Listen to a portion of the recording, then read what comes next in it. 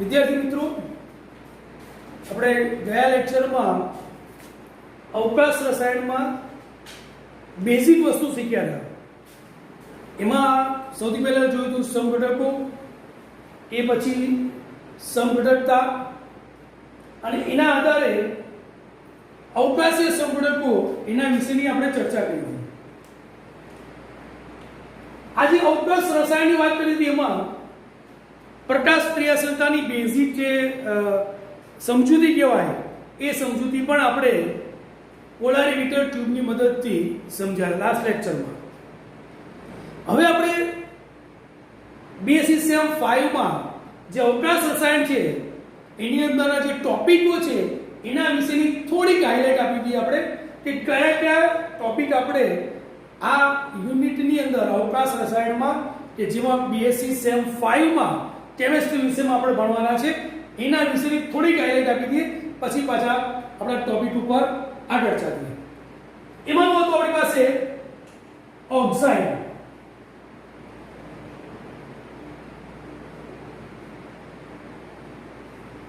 ઓક્સાઇડમાં આપણે બે એના અવકાશ રસાયણ વિશે ચર્ચા કરીશું. આલ્ટોક્સાઇડ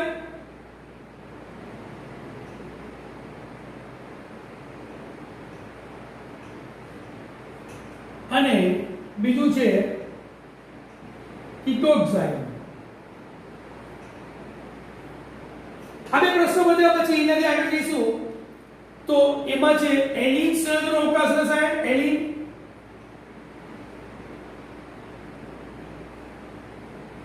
સંયોજનોનું અવકાશ રસાયણ,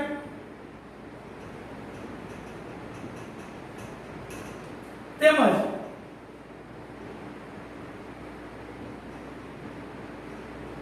ડાયફિનાઇલ સંયોજનો અવકાશ રસાયણ. એના આધારે સાયક્લોહેક્સેન, દ્વિવિસ્થાપિત સાયક્લોહેક્સેનનો અવકાશ રસાયણ વિશે પણ ચર્ચા કરીશું. દ્વિવિસ્થાપિત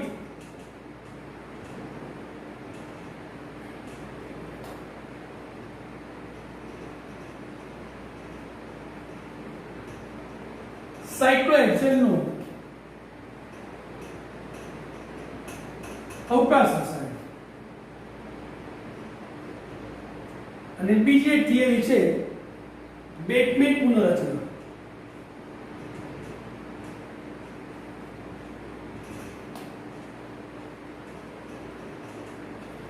આમ BSc સેમ 5 માં આજે અવકાશ રસાયણ આપણો જે યુનિટ છે એની અંદર આટલી થિયરી. ઓક્સાઇડ, ઓક્સાઇડ એટલે શું?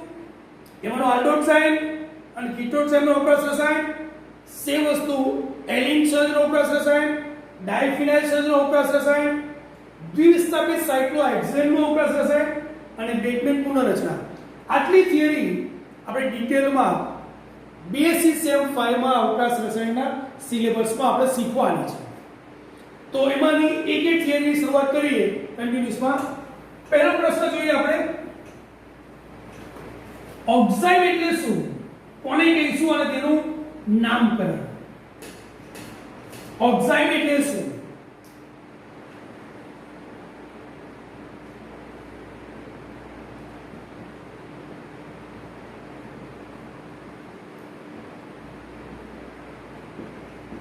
કોને કહીશું? તો આપણે કહીએ આલ્ડીહાઇડ તથા કીટોનની, કીટોનમાં એક મર્યાદા મૂકીશું આપણે, સમ કીટોન સિવાય, સમ ketone that means dimethyl ketone, diethyl ketone એ સમ કીટોન કહેવાય, ડાયફિનાઇલ કીટોન સમ કીટોન કહેવાય. એના સિવાયના ફરી આલ્ડીહાઇડ તેમજ કીટોન, પણ કીટોનમાં સમ કીટોન સિવાયના કીટોનની હાઇડ્રોક્સિલ એમાઇન સાથે NH2OH હાઇડ્રોક્સિલ એમાઇન સાથે પ્રક્રિયા કરતા પાણીનું અણુ દૂર થઈ એમાંથી જે નિપજ મળે છે ને એને આપણે ઓક્સાઇડ તરીકે ઓળખીએ છીએ. ફરી આલ્ડીહાઇડ અથવા કીટોન, કીટોનમાં સમ કીટોન સિવાયના પદાર્થોની હાઇડ્રોક્સિલ એમાઇન સાથે પ્રક્રિયા કરવામાં આવે તો પાણીનો અણુ દૂર થઈ ઓક્સાઇડ બનતા જોવા મળે છે. ઉદાહરણ તમને ખ્યાલ આવે ઓક્સાઇડ માટે આઈડિયા લઈએ, ધારો કે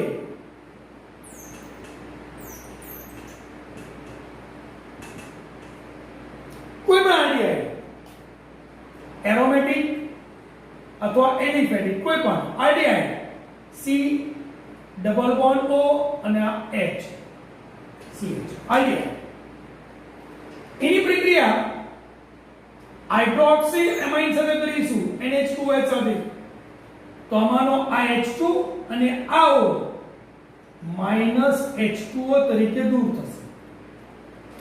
તેમાંથી નિપજ તરીકે આલ્ડિહાઇડ ચાહે એલિફેટિક ચાહે એરોમેટિક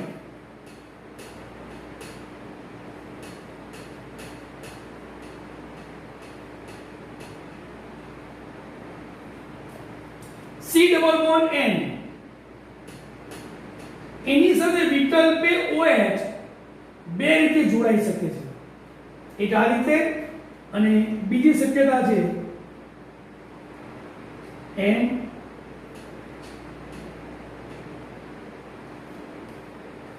આજે વાત કરીએ આપણે આ બંનેને આલ્ટોક્સાઇડ કહી શકાય.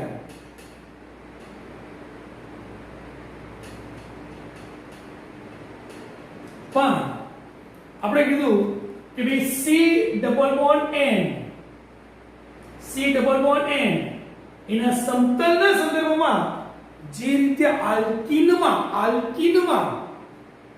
જે રીતે આપણે સિસ અને ટ્રાન્સ બોલતા હતા સેમ એ જ રીતે અહીં પણ C ડબલ બોન્ડ N ના સંદર્ભમાં OH વિકલ્પે બે બાજુએ જોવા મળે છે અને એના કારણે આપણે એનો અવકાશ રસાયણની ચર્ચા કરવાની જરૂર પડે છે. ફરી એકવાર બરોબર સમજી લો શા માટે આપણે આલ્ડોક્સાઇડ અવકાશ રસાયણમાં લેવું પડ્યું, વિચારવું પડ્યું. તો એના માટે એવું કહી શકાય કે આલ્ડિહાઇડની હાઇડ્રોક્સિલ એમાઇન સાથે પ્રક્રિયા કરીશું ને તો એમાંથી C ડબલ બોન્ડ N ના સંદર્ભમાં દ્વિબંધના સંદર્ભમાં OH વિકલ્પે બે રીતે સમતલની બંને બાજુ ગોઠવાઈ શકે છે. આપણે અહીં જોઈ શકીએ છીએ જમણી બાજુ, અહીં જોઈ શકીએ છીએ ડાબી બાજુ.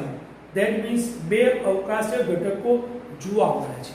માટે જ આપણે અહીં આગળ ઓક્સાઇડ માટે, આલ્ડોક્સાઇડ માટે, આલ્ડિહાઇડ માટે આપણે બે સંઘટકો અસ્તિત્વ ધરાવી શકે છે. સેમ વસ્તુ કીટોન માટે વિચારો તો કીટોનમાં પણ આ જ પરિસ્થિતિ જોવા મળે છે. કીટોન એમાં મેં તમને વસ્તુ કીધી હતી સમ કીટોન સિવાય બે સમાન સમૂહ આ કાર્બોનિલ સાથે જોડાયેલા હોવા જોઈએ નહીં એવા કીટોન, બરોબર, સમ કીટોન સિવાય.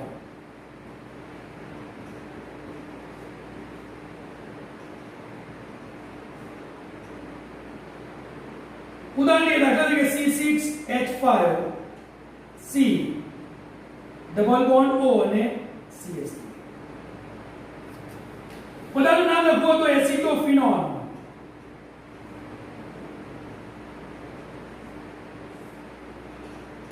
એની હાઇડ્રોક્સિલ એમાઇન સાથે પ્રક્રિયા કરીશું NH2OH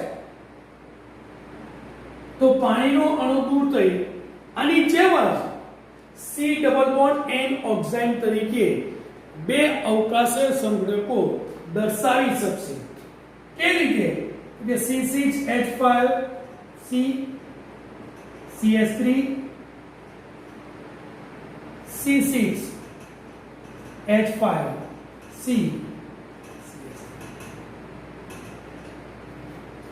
આમાં જે O છે આ O અને આમાંનો H2O તરીકે દૂર થશે અને N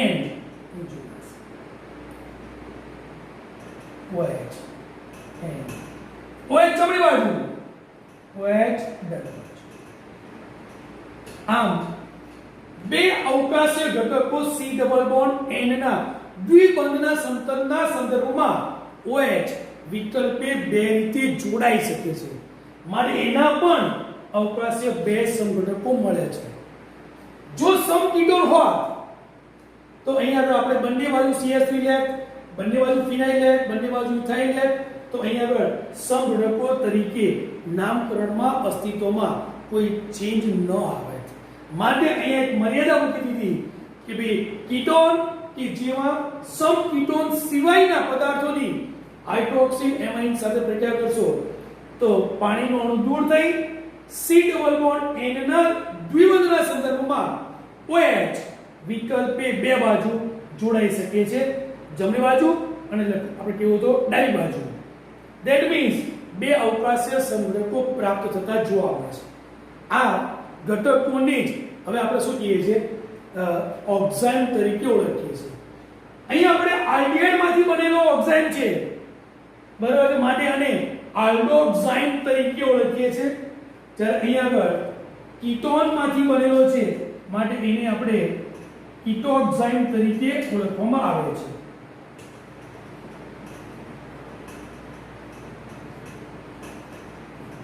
ફરી એકવાર આલ્ડિહાઇડની હાઇડ્રોક્સિલ એમાઇન સાથે પ્રક્રિયા કરવામાં આવે, હાઇડ્રોક્સિલ એમાઇન સાથે પ્રક્રિયા કરવામાં આવે તો પાણીનો અણુ દૂર થઈ જે પદાર્થ બને છે ને એને આપણે આલ્ડોક્સાઇન તરીકે ઓળખીએ છીએ.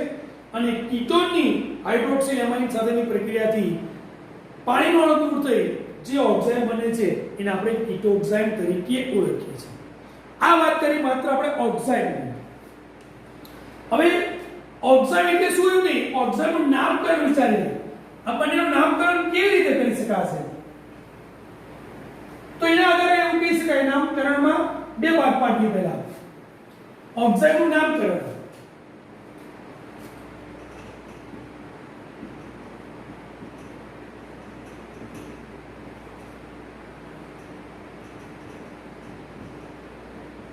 આલ્ડોક્સાઇડનું નામકરણ.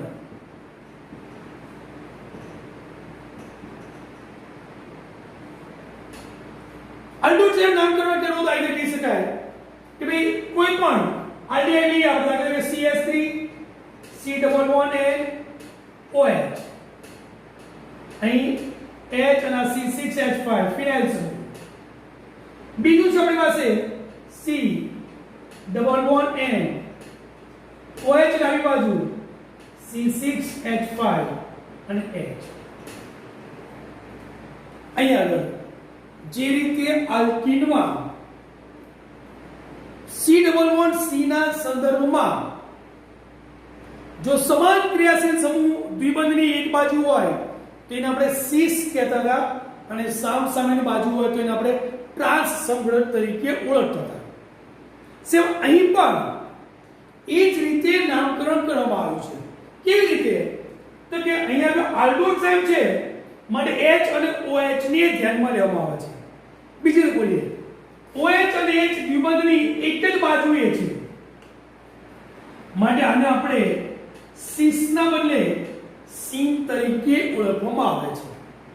અને જો અહીંયા આગળ દ્વિબંધના સંદર્ભમાં H અને OH દ્વિબંધની સામસામે હોય તો એને આપણે એન્ટી તરીકે ઓળખીએ છીએ. એટલે આ આપણો થયો સમઘટક C અને આ થયો એન્ટી. હવે એક્ઝામ્પલ ઉદાહરણ એટલા માટે લીધું છે કે આપણે નામકરણ કરી શકીએ.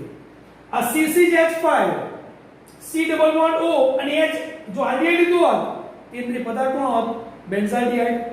માટે બેન્ઝાલ્ડિહાઇડ માંથી બનેલો ઓક્સાઇડ છે માટે આને બેન્ઝાલ્ડોક્સાઇડ કહીશું. તો આ જે એક્ઝેક્ટ આ બંધારણ છે એને આપણે કહીશું સિન બેન્ઝાલ્ડોક્સાઇડ.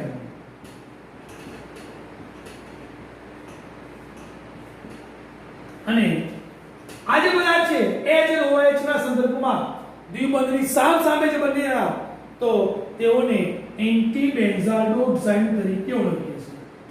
બેન્ઝાલ્ડોક્સાઇડ તરીકે ઓળખવામાં આવે છે. આ વાત કરી આલ્ડિહાઇડ. સેમ વસ્તુ સમકીટોન સિવાયના કોઈ પણ કીટોન લઈએ હમણાં આપણે ઉદાહરણ લીધું એ જ પકડી રાખીએ. ધારો કે એસિટોફિનોન બરોબર છે C6H5 C double bond O CH3 એસિટોફિનોન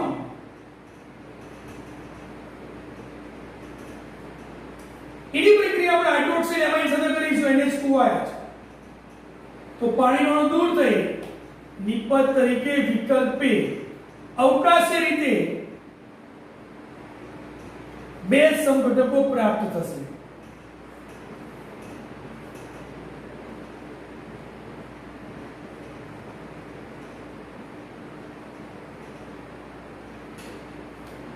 એ જ આપણે કીધું હતું N ડાબી બાજુ OH જમણી બાજુ. હવે આનું નામકરણ કેવી રીતે કરીશું? તો આપણે કીધું હતું કે OH ની જે દિશામાં H હોય એને આપણે C કીધું અને OH ની દ્વિબંધના સંદર્ભમાં H સામેની સાઈડ હોય એને આપણે NT કીધું. તો અહીં પણ OH ને ધ્યાનમાં રાખીને દ્વિબંધના સંદર્ભના સમતલના સંદર્ભમાં જો સામેની સાઈડ હશે તો એને NT કહીશું અને એ જ બાજુ હશે તો એને C કહીશું. અથવા જો ફિનાઇલ સમૂહના બંધારણમાં ફિનાઇલ એ OH ના C ના સ્થાનમાં છે. આનું નામ થશે આપણી પાસે સીન ફિનાઇલ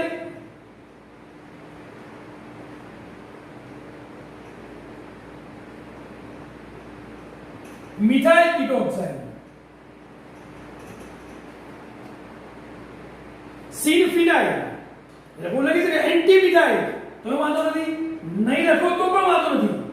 એટલે સમતલ સંદર્ભમાં દર્શાવ્યું છે એટલે સીન ફિનાઇલ એન્ટી મિથાઇલ કીટોક્સાઇડ. ઘણી જગ્યાએ સીન ફિનાઇલ મિથાઇલ કીટોક્સાઇડ લખીને પણ છોડી દીધું છે. એ એન્ટી નહીં લખો તો પણ વાંધો નથી. ક્લિયર? આનું નામ સેમ વસ્તુ સીન મિથાઇલ જોઈ લો દ્વિબંધના સમતલના સંદર્ભમાં CH3 ક્યાં છે? OH ના સીન સ્થાનમાં. માટે સીન મિથાઇલ એન્ટી ફિનાઇલ કીટોક્સાઇડ તરીકે આપણે લખી શકીએ. આનું નામ કેવું હતું? Scene methyl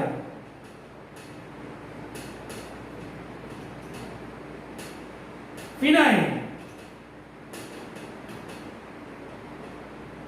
કીટોક્સાઇડ. અહીં કહી શકાય કે એન્ટી સ્થાનમાં છે તો ફિનાઇલ આપણે એન્ટી લખવું તો વાંધો નથી, નહીં લખવું તો વાંધો નહીં. કારણ એકને આપણે સ્થાન બતાવી દીધું કે ભાઈ સીન મિથાઇલ એન્ટી ફિનાઇલ કીટોક્સાઇડ અથવા સીન મિથાઇલ બરાબર ફિનાઇલ કીટોક્સાઇડ. આ કીટોન માંથી બનેલો છે માટે તે શબ્દ આપણે કીટોક્સાઇડ અને આલ્ડિહાઇડ માંથી બનેલો તો માટે આલ્ડોક્સાઇડ તરીકે લઈએ છીએ. આમ નામકરણમાં આલ્ડોક્સાઇડમાં H અને OH ના સ્થાનને આધારે દ્વિબંધની એક જ બાજુ હશે તો એને C અને H અને OH સામે હશે તો એને NT તરીકે ઓળખવામાં આવે છે. સેમ કીટોક્સાઇડમાં બંને સમૂહ હાજર હશે, બે જુદા જુદા સમૂહ હાજર હશે તો OH ના સ્થાનના સંદર્ભમાં દ્વિબંધની એક બાજુ હશે તો એને આપણે C તરીકે ઓળખીએ છીએ અને સામે હશે તો NT. આનું નામ કેવું હતું? સીન ફિનાઇલ એન્ટી મિથાઇલ કીટોક્સાઇડ. તો નાના સર એવું નહીં, એન્ટી મિથાઇલ સીન ફિનાઇલ કીટોક્સાઇડ બંને વસ્તુ સાચી. આમાં સીન મિથાઇલ એન્ટી ફિનાઇલ કીટોક્સાઇડ એવું નહીં, એન્ટી ફિનાઇલ સીન મિથાઇલ કીટોક્સાઇડ તરીકે પણ દર્શાવી શકીએ. અહીં સુધીની જે વાત થઈ એમાં કીટોક્સાઇડ એટલે શું અને કીટોક્સાઇડનું આપણે નામકરણ તરીકે ઓળખીએ. આ બેઝિક વસ્તુ છે. ક્યાંક તમને બરાબર છે નામકરણ માટે MCQમાં શોર્ટ ક્વેશ્ચનમાં ક્યાંક તમને નામ પૂછી શકાય. હવે લોંગ ક્વેશ્ચનમાં જઈએ. આલ્ડોક્સાઇડનું અવકાશ રસાયણ ચર્ચો. આપણે કીધું કે આલ્ડોક્સાઇડમાં બે જોવા મળે તો કયા સંજોગોમાં આ હશે, કયા સંજોગોમાં આ બંધારણ હશે એ આપણે નક્કી કરવું છે. તો એના માટે આપણે વિચારીએ કેવી રીતે કરી શકાશે એનો પ્રશ્ન લોંગ ક્વેશ્ચન તરીકે વિચારીએ.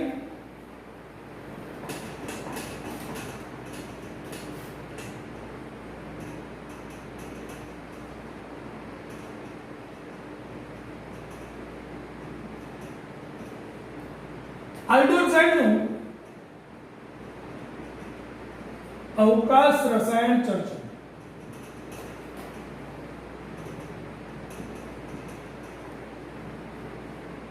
એમાં બેઝિક વિચારીએ.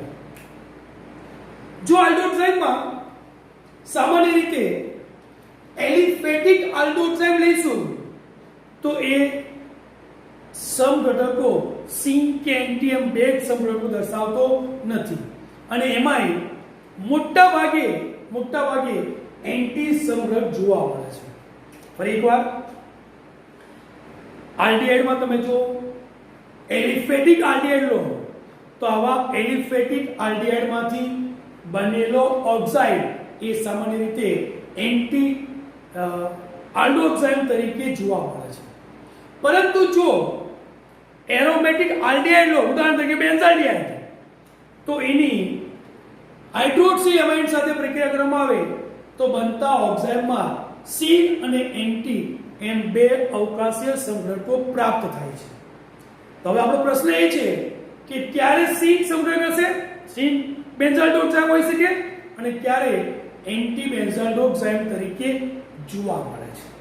બરોબર, એના માટે જોઈએ એરોમેટિક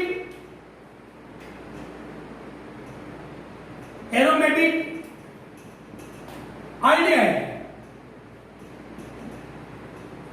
ઉદાહરણ તરીકે બેન્ઝાલ્ડિહાઇડ માંથી બનતા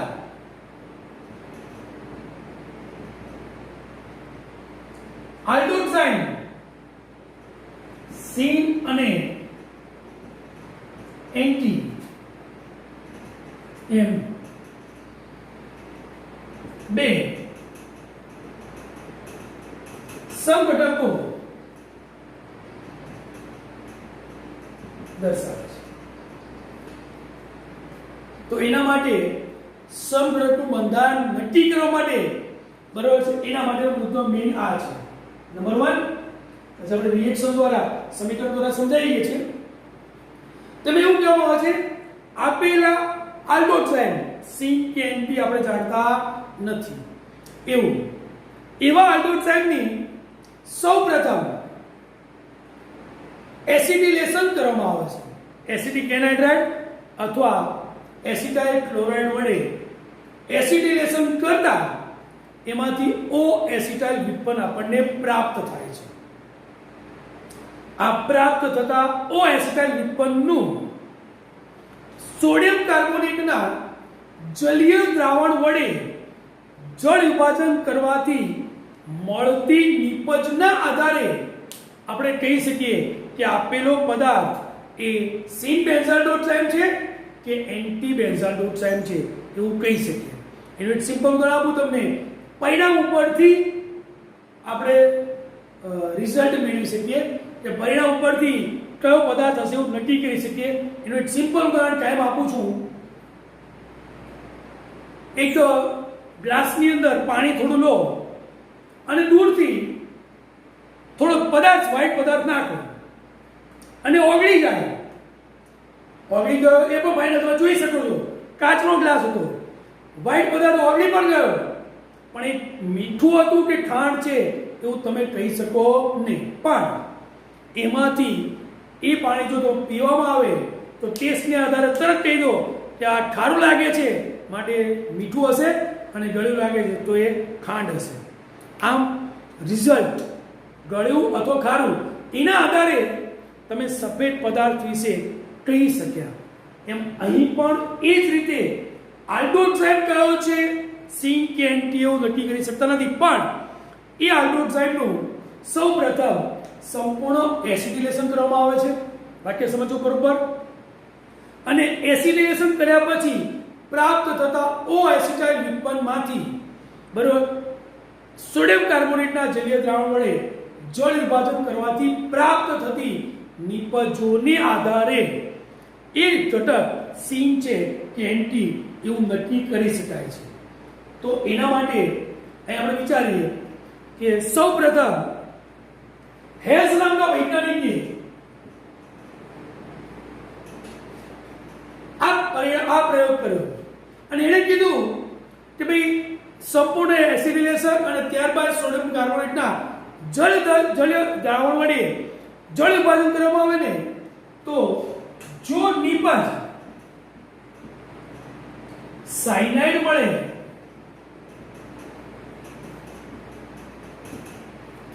તો મૂળ ઓક્સાઇડ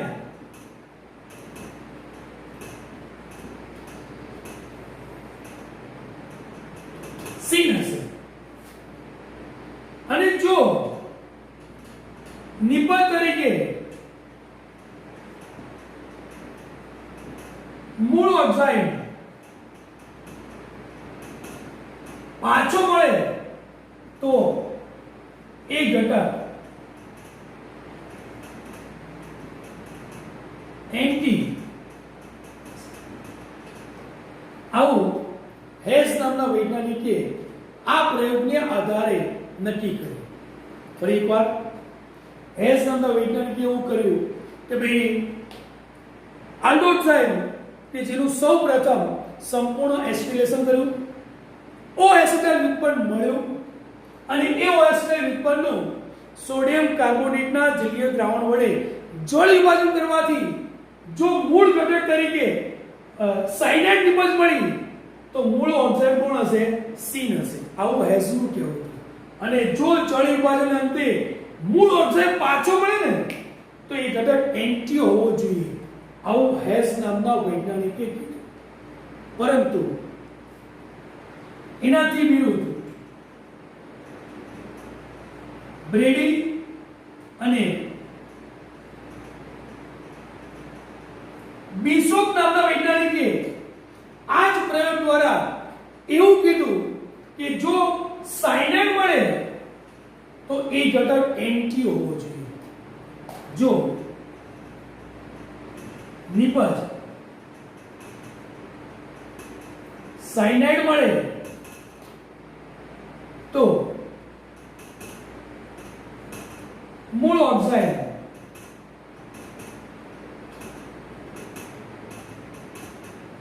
એન્ટી હોવો જોઈએ અને જો નિપજ તરીકે મૂળ ઓક્સાઇડ પાછો મળે, મૂળ ઓક્સાઇડ પાછો મળે તો સીન ઓક્સાઇડ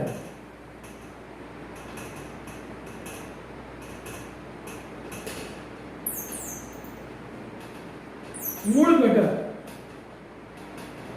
હોવો. આમ એસ અને બ્રેડી બિશોપ બંનેના વિરોધાભાસ ના પરિણામોને આધારે અંતે એવું પુરવાર થયું કે બ્રેડી અને બિશોપે કરેલા પ્રયોગોના પરિણામો એ સાચા નીવડ્યા. કેવી રીતે? તો કે ભાઈ આપણે જોઈશું હમણાં ઓક્સાઇડનું સૌપ્રથમ એસિટિલેશન અને ત્યારબાદ જળ વિભાજન કરીશું અને જો મૂળ સાયનાઇડ મળે તો મૂળ ઓક્સાઇડ એન્ટી હશે અને જો મૂળ ઓક્સાઇડ પાછો મળે તો એ ઓક્સાઇડ કેવો હશે? સીન હશે. આમ હવે જે આપણે રિએક્શન બતાવીએ છીએ એ સાચું પડ્યું. બ્રેડી અને બિશોપ એ આપણે બતાવીએ છીએ અને પછી એ પણ શીખીશું કે બ્રેડી અને બિશોપ કેમ સાચા પડ્યા એ પણ વિચારીએ.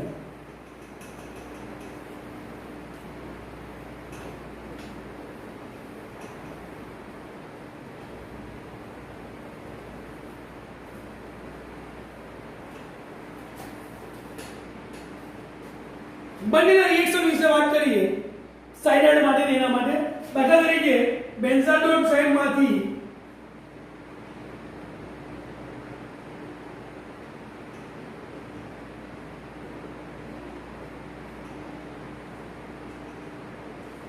એન્ટી બેન્ઝાડોક્સાઇડ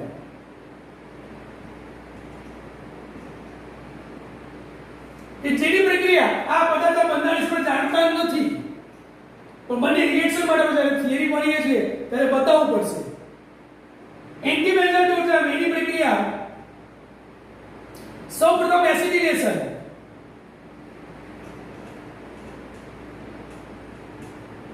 કરીશું તો નિપજ તરીકે C6H5 C double bond N O H અને એના બંધારણમાં C ડબલ બોન્ડ O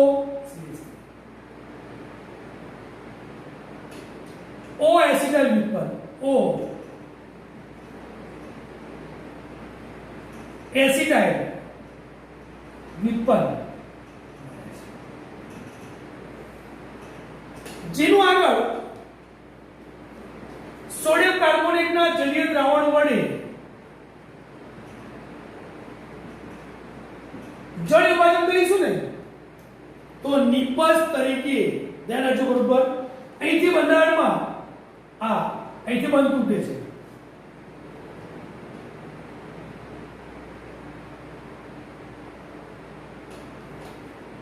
અહીંથી બંધ તૂટે છે તો નિપજ તરીકે C6H5C ટ્રિપલ બોન્ડ N જોવા મળે છે આ H એ અહીં જોવા મળશે અને બંધારણ તરીકે CS3 COOH અહીંથી આપણે નિપજ મળી એ સાયનાઇડ મળી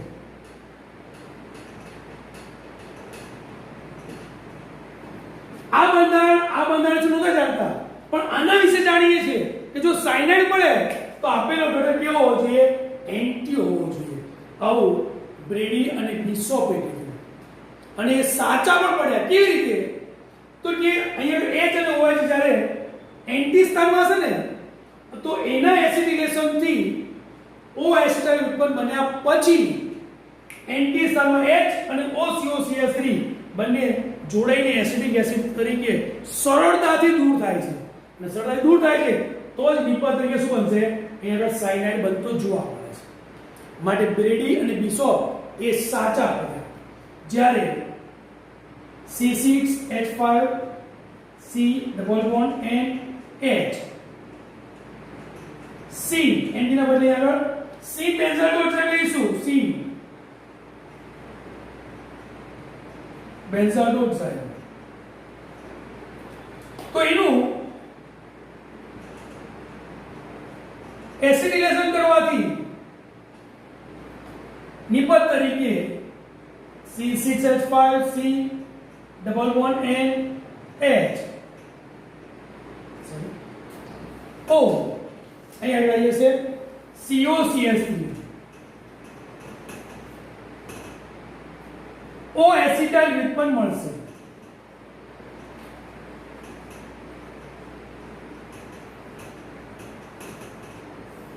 જેનું આગળ સોડિયમ કાર્બોનેટના જલીય દ્રાવણ વડે જળ વિભાજન કરીશું ને તો પ્રાપ્ત થતી જે નિપજ છે એ નિપજમાં અહીંથી આખો પદાર્થ તરીકે જળ વિભાજન થઈને અહીંથી જ બંધ તૂટતો જોવા મળે છે